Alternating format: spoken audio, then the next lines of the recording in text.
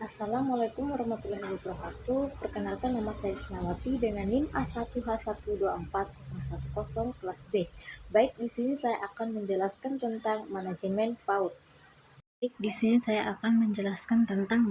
PAUD. Yang pertama yaitu bab 1 tentang hakikat pendidikan anak usia dini PAUD. A. Pengertian pendidikan anak usia dini PAUD. Ada dua pengertian yang bisa kita jadikan sebagai rujukan, yaitu sebagai berikut. Yang pertama yaitu pengertian PAUD secara yuridis formal.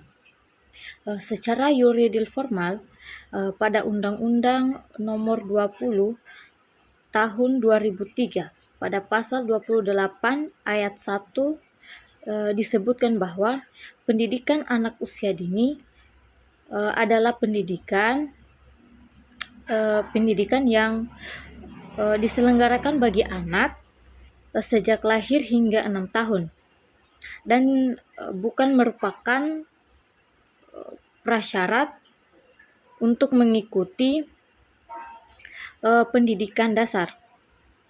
Kemudian pada pasal 1 ayat 14 ditegaskan bahwa PAUD adalah suatu upaya pembinaan yang ditunjukkan kepada anak usia lahir hingga 6 tahun yang dilakukan melalui pemberian rangsangan pendidikan untuk membantu pertumbuhan dan perkembangan jasmani dan rohani anak.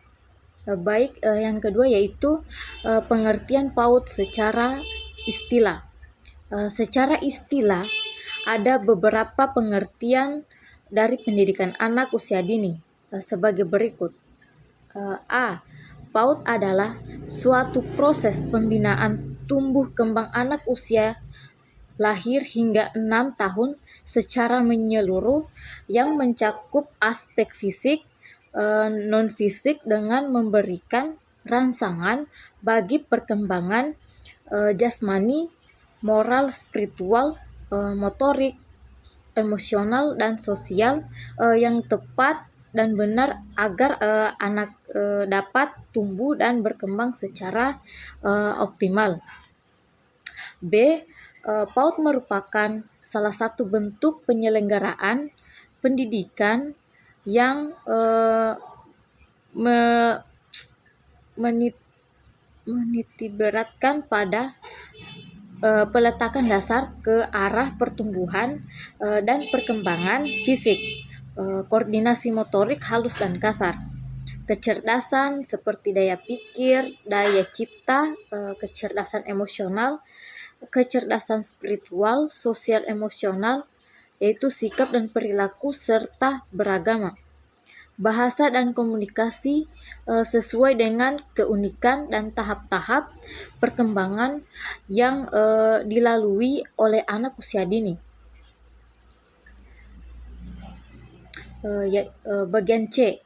PAUD adalah jenjang pendidikan sebelum pendidikan dasar yang merupakan suatu upaya pembinaan yang ditunjukkan bagi anak sejak lahir hingga 6 tahun yang dilakukan melalui pemberian rangsangan pendidikan untuk membantu pertumbuhan dan perkembangan jasmani dan rohani agar anak memiliki kesiapan dalam memasuki jenjang pendidikan lebih lanjut yang diselenggarakan pada jalur formal, non-formal, dan informal. Secara kelembagaan, PAUD di Indonesia ini juga diselenggarakan melalui 3 jalur sebagai berikut. Yang pertama yaitu jalur formal, Taman Kanak-kanak dan Raudatul Attifal RA untuk usia 4-6 tahun. Jalur non-formal, PCS, PAUD, Binta Keluarga Balita, BKB, Taman Penitipan Anak, TPA, atau daycare untuk usia 2 bulan hingga 5 tahun. Kelompok bermain KB atau playgroup, PG, untuk usia 3-4 tahun dan satuan PAUD sejenis. Yang ketiga, jalur informal PAUD yang diselenggarakan di lingkungan keluarga untuk usia 0 sampai 2 tahun. Kecerdasan-kecerdasan yang diharapkan ada di diri anak usia dini setelah menempuh kegiatan belajar di lembaga PAUD antara lain sebagai berikut. Yang pertama yaitu kecerdasan spiritual. Yang kedua, kecerdasan emosional. Yang ketiga, kecerdasan interpersonal. Yang keempat itu kecerdasan kinestetik. Yang kelima yaitu kecerdasan verbal linguistik. Keenam yaitu kecerdasan visual spasial. Yang ketujuh yaitu kecerdasan logis, matematis. Yang kedelapan yaitu kecerdasan natural. Yang kesembilan yaitu kecerdasan musikal. Bagian B yaitu tujuan dan fungsi pendidikan anak usia dini. Secara praktis, tujuan dari diselenggarakannya PAUD antara lain yaitu 1. Menumbuh kembangkan pengetahuan, sikap, dan keterampilan agar anak mampu menolong diri sendiri, misalnya memakai kaos kaki, memakai sepatu, membuka kancing, merapikan mainannya, dan aktivitas keseharian lainnya.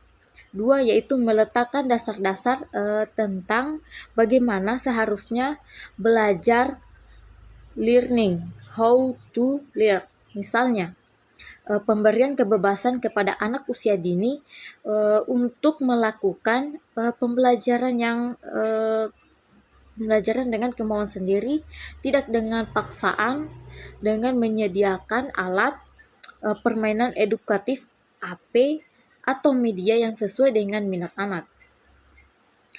Selain itu juga fungsi dari penyelenggaraan PAUD antara lain yaitu 1. Sebagai upaya pemberian stimulasi pengembangan potensi fisik, jasmani, dan rohani melalui metode yang dapat memberikan dorongan perkembangan fisik atau motorik dan fungsi anak. 2. Memberikan stimulasi pengembangan fungsi akal dengan mengoptimalkan daya kognisi dan kapasitas mental anak melalui metode yang dapat mengintegrasikan pembelajaran agama sebagai upaya mendorong kemampuan kognitif anak. 3. Yaitu memberikan stimulus pengembangan motivasi, hasrat, dorongan, dan emosi kiara yang benar sejalan dengan tuntutan agama. 2. Yaitu tumbuh kembang anak usia dini. Anak usia dini ditinjau dari sudut pandang fisiologis. Fisiologis adalah sesuatu yang berhubungan dengan psikologi, cabang biologi yang mempelajari susunan dan fungsi-fungsi normal tubuh serta mengikuti proses alami tubuh. Jika anak usia dini dilihat dari sudut pandang fisiologis, maka ada dua rentang usia pada mereka sebagai berikut. 1. Bayi dan toddler, yaitu usia lahir hingga 3 tahun. 2. Masa anak awal, yaitu usia 3-6 tahun. B. Anak usia dini ditinjau dari sudut pandang psikologis. Psikologis adalah suatu yang berhubungan dengan psikis yang berupa jiwa atau pikiran manusia yang perkembangan agama pada anak usia dini identik dengan pemahamannya secara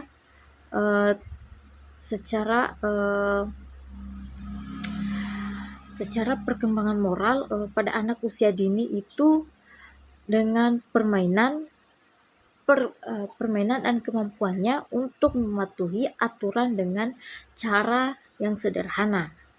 Aturan tersebut bisa berasal dari ajaran agamanya. Jadi perkembangan agama dan moral pada anak usia dini adalah tahapan kemampuan pada anak usia dini dalam hal memahami Tuhannya dan mematuhi aturan sesuai dengan ajaran agamanya. Bab 3 yaitu kurikulum pendidikan anak usia dini. A. Program pengasuhan. Pengasuhan berasal dari kata asuh yang berarti menjaga, membimbing, dan memimpin anak kecil. Sementara pengasuhan adalah proses, cara, atau perbuatan menjaga dan membimbing anak usia dini agar tumbuh kembangnya berlangsung optimal. Kata asuh dalam konteks PAUD menjadi filosofi utama dalam mendidik anak usia dini, yaitu tanpa asuh, asi, dan asah. Pada filosofi tersebut, asuh atau pengasuhan diartikan sebagai upaya mewujudkan kepribadian dan jati diri agar anak memiliki berbagai karakter utama. B. Program pembiasan. Pembiasan dapat diartikan sebagai suatu perilaku yang sengaja dilakukan secara berulang-ulang agar perilaku tersebut dapat menjadi kebiasaan. Pembiasan berarti pengalaman sehingga yang dibiasakan adalah suatu yang diamalkan. Ada 3 bentuk kegiatan pembiasan yang dapat dilakukan oleh anak usia dini, yaitu 1. Pembiasan rutin, 2. Pembiasan spontan, 3. Pembiasan keteladanan. C. Program pembelajaran. Program pembelajaran bagi anak usia dini disebut dengan istilah pembelajaran yang terpadu. Pembelajaran terpadu adalah pendekatan yang digunakan dalam kegiatan pembelajaran dengan mengintegrasikan kegiatan ke dalam sebuah bidang pengembangan, meliputi aspek kognitif, sosial, emosional, bahasa, moral, agama, fisik, motorik, serta seni. Tema adalah ide pokok. Ide pokok tersebut dipilih menjadi sentra kegiatan tema-tema PAUD pada semester 1 meliputi diri sendiri, lingkunganku, keburukanku, binatang, dan tanaman. Tema-tema PAUD semester 2 mencakup rekreasi, perjalanan, air, udara, api, alat komunikasi, tanah, air, diriku, dan alam semesta. Bab 4. Hakikat manajemen PAUD. Pengertian manajemen PAUD. Kata manajemen berasal dari bahasa Inggris yaitu manajemen dan kata kerja tu manage yang diartikan sebagai umum, sebagai pengurus. Kata tu manage oleh Henry Fayol diartikan dengan meramal dan merencanakan. Kata manajemen berasal dari kata manus yang berarti tangan dan ager yang berarti melakukan. Jika kedua kata tersebut digabung maka menjadi manager yang berarti menangani. Kata tersebut kemudian diterjemahkan ke dalam bahasa Inggris dengan kata benda manager. Akhirnya manager diterjemahkan ke dalam bahasa Indonesia menjadi manajemen yang diartikan dengan pengelolaan atau perbuatan mengelola. Jadi secara etimologi manajemen dapat diartikan sebagai upaya mengelola. B. Unsur-unsur manajemen PAUD. Unsur-unsur manajemen PAUD secara sederhana dapat diartikan dengan berbagai hal yang harus ada dalam manajemen PAUD. Ada 5 unsur dalam manajemen PAUD sebagai berikut. 1. Lembaga PAUD, 2. Sumber daya PAUD, 3. Aktivitas layanan PAUD yang efektif dan efisien, 4. Kerjasama, 5. Tujuan. Bab 5 yaitu ruang lingkup manajemen PAUD. A. Manajemen peserta didik. Manajemen peserta didik dapat diartikan sebagai usaha pengaturan terhadap peserta didik, mulai dari peserta didik tersebut masuk di lembaga PAUD sampai mereka lulus. Pengaturan tersebut dimaksudkan untuk memberikan layanan PAUD sebaik mungkin kepada peserta didik. Al-Imron, Manajemen Peserta Didik Berbasis Sekolah, Jakarta, Bumi Akses 2011. HML 6. Tujuan manajemen peserta didik adalah mengatur kegiatan-kegiatan peserta didik agar kegiatan tersebut menunjang proses pembelajaran, pembiasan, dan pengasuhan di lembaga PAUD. B. Yaitu manajemen kurikulum PAUD. Manajemen kurikulum PAUD adalah suatu sistem pengelolaan kurikulum yang kooperatif, komprehensif, dan sistematis dalam rangka mewujudkan ketercapaian tujuan PAUD pada lembaga PAUD. C. Manajemen sumber daya manusia (SDM) PAUD. Manajemen SDM PAUD dapat didefinisikan sebagai usaha merencanakan pengorganisasian, penggerakan, dan menilai SDM PAUD sehingga mampu memberikan kontribusi sebesar-besarnya bagi pengembangan lembaga PAUD dan pencapaian tujuan PAUD. D. Manajemen sarana dan prasarana PAUD. Bagian E itu manajemen keuangan PAUD, bagian F itu manajemen hubungan masyarakat. Manajemen hubungan masyarakat adalah proses pengelolaan komunikasi mulai dari kegiatan perencanaan sampai pada pengendalian terhadap proses dan hasil kegiatan. Layanan PAUD secara umum manajemen hubungan masyarakat bertujuan untuk meningkatkan efisiensi dan efektivitas kegiatan lembaga PAUD dalam memajukan kualitas pertumbuhan dan perkembangan proses belajar peserta didik, memajukan kualitas kehidupan masyarakat, dan mengembangkan pengertian serta minat masyarakat terhadap program kegiatan layanan PAUD di lembaga PAUD. 6. Perencanaan lembaga PAUD. A. Pengertian perencanaan lembaga PAUD. Perencanaan berasal dari kata rencana. Rencana adalah suatu yang dilakukan oleh seorang atau sekelompok orang pada suatu lembaga. Bagian B itu tujuan dan manfaat perencanaan lembaga PAUD. Secara umum, tujuan dari perencanaan lembaga PAUD adalah untuk mendapatkan rumusan tujuan PAUD yang hendak dicapai oleh suatu lembaga PAUD serta mendapatkan berbagai deskripsi mengenai langkah-langkah yang harus dilakukan untuk mencapai tujuan PAUD. 7. Pengorganisasian lembaga PAUD. A. Pengertian pengorganisasian lembaga PAUD. Organisasi berasal dari kata organion yang dalam bahasa Yunani berarti alat atau sarana. Dalam bahasa Inggris berasal dari kata organizer yang berarti proses pengaturan kelompok masyarakat atau sistem. Dengan demikian, ada 4 makna yang terdapat dalam pengorganisasian lembaga PAUD. Bagian B, proses pengorganisasian lembaga PAUD. C itu tujuan dan manfaat pengorganisasian.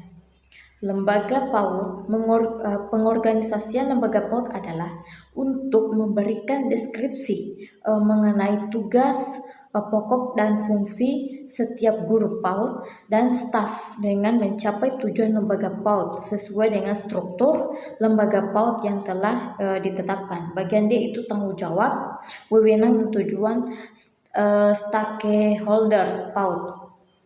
Bab 8 yaitu tentang kepemimpinan kepala PAUD. A. pengertian kepemimpinan. Kata nakib mengandung pengertian dari setiap suku terdapat penanggung jawab atau pemimpin terhadap manusia yang bertugas melayani komunitasnya dengan mengurus mereka dan bertanggung jawab terhadap mereka. Hervi Rozak, Kepemimpinan Pendidikan dalam Al-Quran Yogyakarta, Teras 2014, halaman 140. B. Kepemimpinan kepada PAUD sebagai komunitas dalam pelaksanaan program kegiatan PAUD. Inti dari organisasi adalah kerjasama menuju tujuan bersama. Hal ini dikarenakan pada organisasi terdapat banyak orang, demikian juga di lembaga PAUD. Komunikasi pada dasarnya merupakan suatu upaya memindahkan ide-ide atau informasi dari satu atau kepada orang lain, dan yang mampu dapat menerjemahkan ide-ide yang ada untuk mencapai tujuan tertentu. C. Yaitu kepala PAUD sebagai motivator dalam pelaksanaan program kegiatan PAUD. Motivasi adalah keinginan untuk berbuat sesuatu. Sementara motif adalah kebutuhan, keinginan, dorongan atau impuls. Ada 4 upaya yang dapat dilakukan oleh kepala PAUD untuk menumbuh kembangkan motivasi anggotanya. Bab 9, yaitu tentang pengawasan oleh kepala PAUD, pengertian, tujuan, dan manfaat. Pengawasan merupakan fungsi manajemen yang dilakukan setelah kepala PAUD menyusun rencana lembaga PAUD, mengorganisasikan lembaga PAUD, melaksanakan praktik kepemimpinan untuk mewujudkan rencana lembaga PAUD. Bagian B itu tipe-tipe dan teknik-teknik pengawasan. Bagian C itu tahap-tahap pengawasan.